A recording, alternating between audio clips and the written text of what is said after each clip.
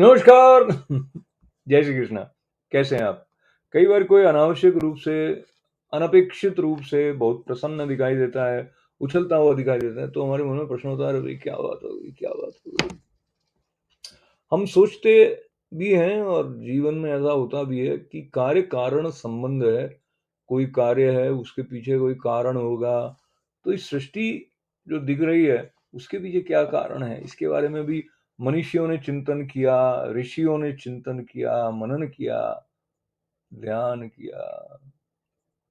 ध्यान करने से बहुत बार वो चाबी मिल जाती है, जिससे कि एक ताला-सा जो लगा हुआ होता है, स्पष्टता के ऊपर, वो खुल जाता है।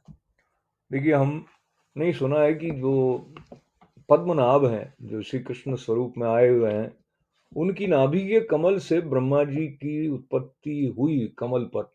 और फिर वो सोचने लगे कि मैं कौन हूँ, कहाँ से आया? तो उन्होंने तप किया, फिर ऐसा उनको प्रेरणा हुई। तप और सृष्टि, इसका हमेशा संबंध रहा ही रहा है।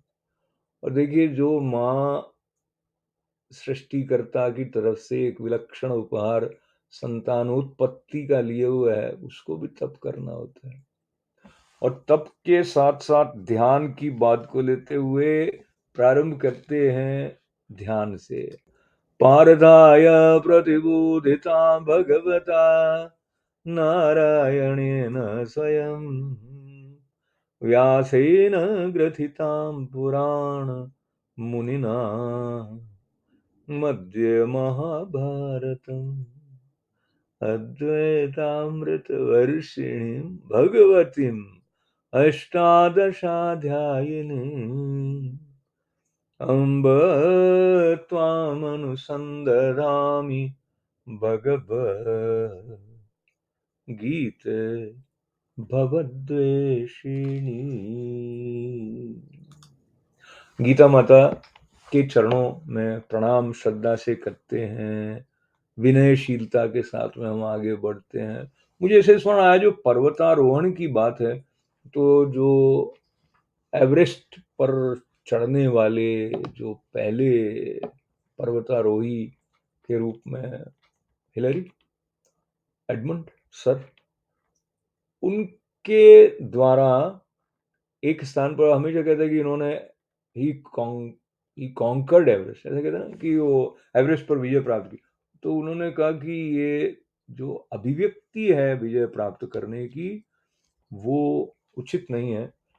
उस प्रसंग को मैं अपने शब्दों में कह रहा हूँ, पर जिस प्रकार से उनके अंदर श्रद्धा थी, उन्होंने पहले राफ्टिंग वगैरह भी की थी, वो गंगा मैया के अंदर भी उन्होंने जो नाव में गए थे, तो गंगा मैया के प्रति भी श्रद्धा थी, हिमालय के प्रति भी श्रद्धा थी उनके मन में। और जो बहुत अच्छे पर्वतारोही होते हैं, वो पर्वत को श्रद्धा के साथ देखकर, उनसे अनुज्ञा लेकर, उनसे ये प्रार्थना करते हैं अपने भीतर विनयशीलता से कि वो उनको ठीक-ठीक रूप से आगे बढ़ने की अनुमति दें, ऐसा। इस संदर्भ में श्रद्धा के साथ में जो उन्नति, विकास और विशेष करके आरोहण वाली बात है, वो भगवत गीता माता के संदर्भ में उस तरह नहीं बैठती है, ये और भी अधिक है। वो माँ अगर गोद में लेना चाहेंगी, तो कोई-कोई श्लोक हमारे लिए खुल जाएगा।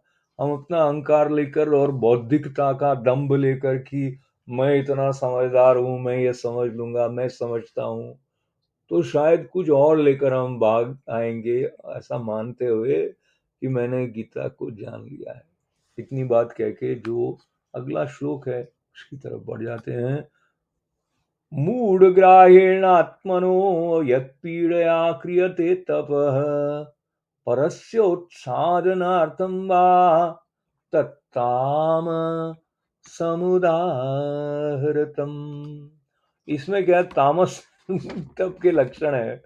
वो कहते हैं कि जो तप मूढ़ता पूर्वक हठ से मन, वाणी और शरीर की पीड़ा के सहित अथवा दूसरे का अनिष्ट करने के लिए किया जाता है, उस तप को तामस कहते हैं। तो एक तो मन, वाणी और शरीर की पीड़ा भी हो रही है, तो पीड़ा को सहन करने की दृष्टि कैसी है, उससे तप का संबंध होता है। तो अगर तामसिक दृष्टि वाला है, उसके लिए बात अलग हो जाएगी। और ये मन, वाणी और शरीर की पीड़ा के सहित दूसरों को नष्ट करने, दूसरे का अनिष्ट करने के लिए जो तप करते हैं, उसको तामस कहते हैं। तो इसका मतलब ये भी निकल कर आता है इसमें से कि तप करे तो जगत कल्याण के लिए हो, ऐसा ना हो कि हमने किसी का नुकसान करना है। अब इस बात को सुन रहा हूँ मैं, तो मतलब भगवान से सुन रहे हैं ना, तो मुझे याद आया अर्जुन जो है, उन्होंने भी कभी खांडीव वन, नहीं, उनके धनुष का नाम गांडी, उनका जो गांडीव है, तो खांडव वन जो है, वहां उन्होंने उसकी प्यास बुझाई थी, अग्नि की प्यास बुझाई थी। और तीर ऐसे चलाए थे कि इंद्र उसके मित्र थे, लेकिन वो वर्षा कर रहे थे तो भी कर नहीं पाए। तो फिर उनको कुछ उपहार मिले थे। और भी कई स्थानों पर जो उनको रथ मिला है, वो भी उनके कौशल, धनुर्धारी श्रेष्ठ थे, इस कारण मिला इत्यादि है। तो वो एक अलग बात हो गई। मतलब उन्होंने किया इसलिए नहीं था कि मुझे ये मिल ही जाएगा। यानी जो सात्विक दृष्टि से किसी के लिए करते हैं, उसमें कुछ प्राप्ति हो जाती है, उससे मना नहीं है, लेकिन उसी के लिए कर रहे हों और बल्कि कर इसलिए रहे हो कि किसी का नुकसान हो जाए, तो वो तामस कहा गया।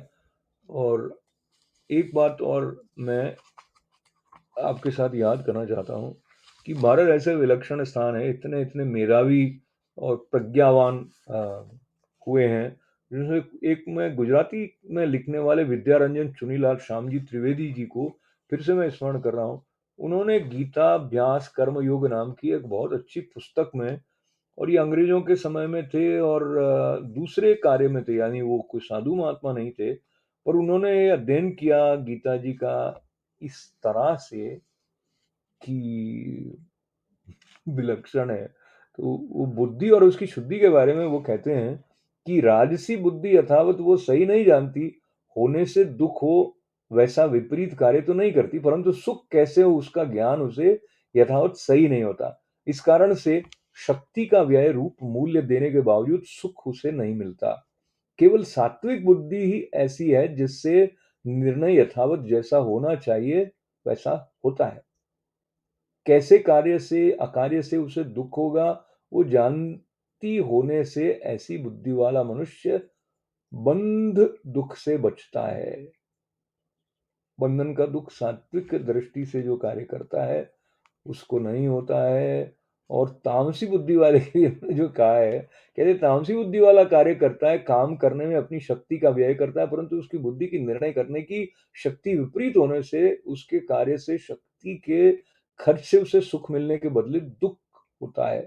शक्ति का व्यय रूप मूल्य देने के बावजूद ऐसा मनुष्य सुख और शांति खरीदने के बदले दुख और शोक अपने आप ही खरीदता है। तो ये बात करते हुए 20वें श्लोक की तरफ जाएंगे। दातव्यमिति यद्दानं दीयतेनुपकारिणे देशे काले च पात्रे च तद्दानं सात्विकं स्मृतम। कहा कि दान देना ही कर्तव्य है।